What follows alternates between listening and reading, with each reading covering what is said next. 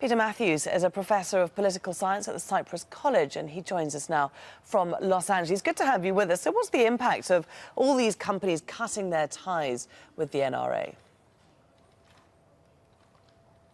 It's going to have a significant impact because these are large companies. When it was a small company like a car rental company, that's one thing. But when United Airlines and Delta and other Symantec, I believe, high-tech companies do the same thing, it's going to have both a material impact and a moral or ethical impact, because the word then spreads, and the awareness of the issue of assault rifles, especially assault rifles, that's what needs to be banned. And a lot of these young people, the students, have been galvanizing public opinion and these corporate opinion now against the NRA, and that's very significant in my view. So it's going to upset also a lot of NRA members, 5 million or so, who won't get their discounts. But do you think it's going to extend to having an impact on the NRA's lobbying ability in Congress? Certainly to some extent, but the NRA gets about almost half of its money from the gun manufacturers. It's a very important connection we have to make here. The people that produce the guns, the corporations like Smith & Wesson, others who actually produce the rifles and the guns who want to keep selling them, they almost fund the NRA's budget about 50%.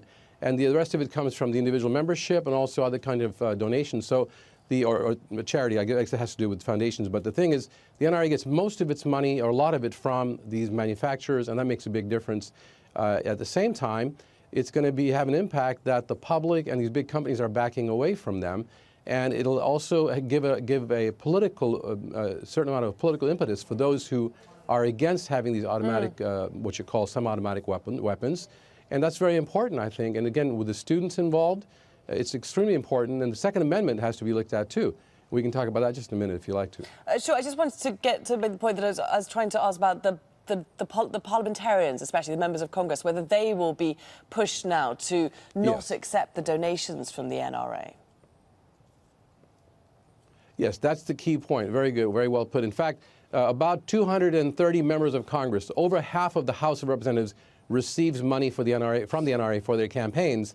And now they're going to have to start rejecting that money because their own constituents will turn against them once these companies turn against them and once the students have led public opinion against the NRA and what it's doing.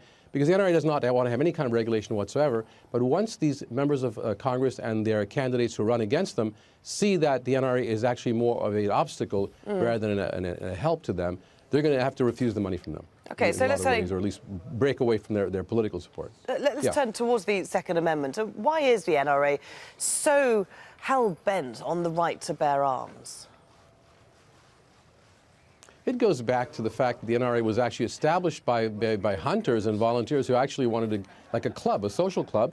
They did not have any corporate influence in the 1920s and 30s when they were established.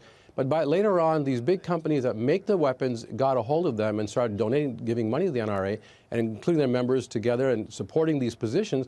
So the NRA became a spokesperson for manufacturing guns and getting people to buy them, and not to have any kind of reform that would cut back on the sales of these weapons. And so what happens, the Second Amendment says that a well-regulated militia being necessary for the security of a free state, the right to keep and bear arms with the people shall not be infringed. So what the courts decided in 1939 is that this has to do with a militia, and therefore it was not an individual's right to bear arms back in the 1939 court ruling.